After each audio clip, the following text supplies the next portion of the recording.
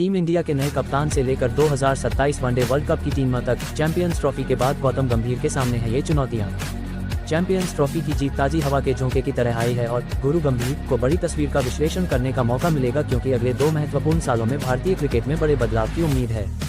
गौतम गंभीर को जानने वाले लोग उन्हें उबाऊ रूप लगातार एक ही चीज करने वाले व्यक्ति के रूप में वर्णित करते हैं।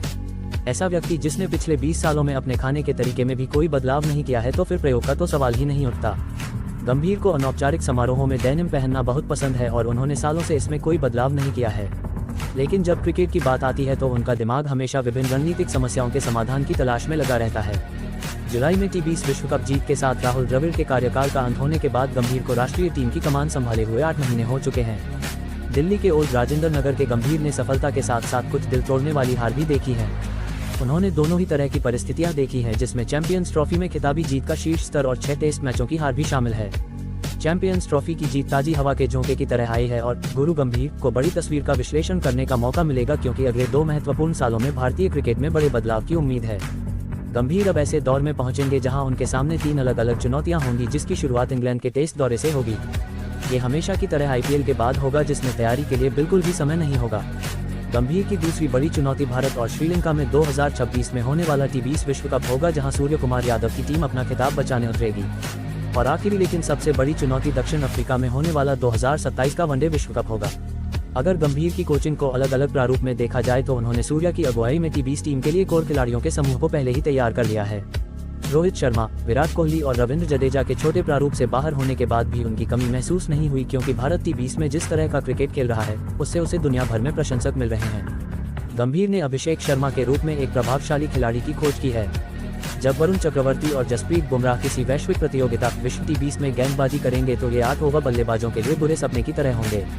संजू सैमसन ने अपनी लय हासिल कर ली है, हालांकि ऋषभ पंत और यशस्वी जायसवाल भी मौजूद रहेंगे।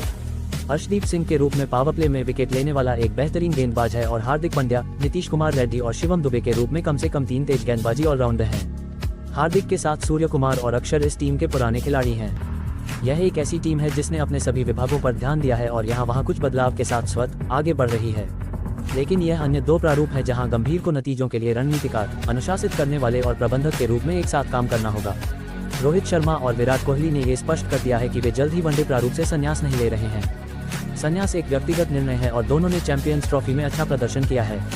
लेकिन 2027 विश्व कप के दौरान गंभीर के पास 4 विशेषज्ञ स्पिनरों का उपयोग करने और 240-250 के स्कोर के साथ जादू पैदा करने का विकल्प नहीं होगा।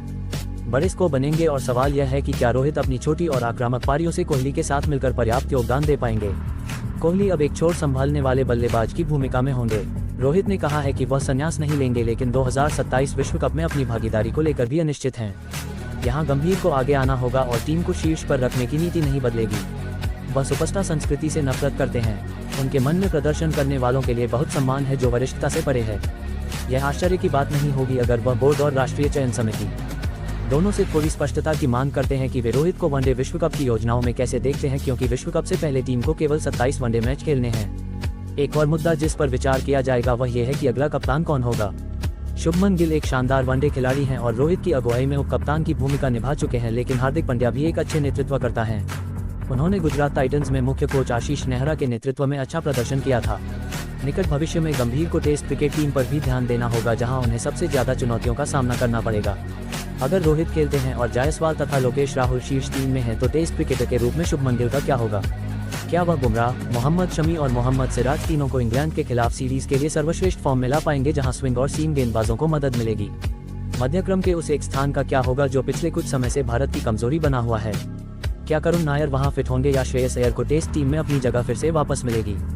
गुरु गंभीर के पास कुछ कठिन विकल्प हैं, लेकिन वह कभी भी साहसिक निर्णय लेने से नहीं डरते।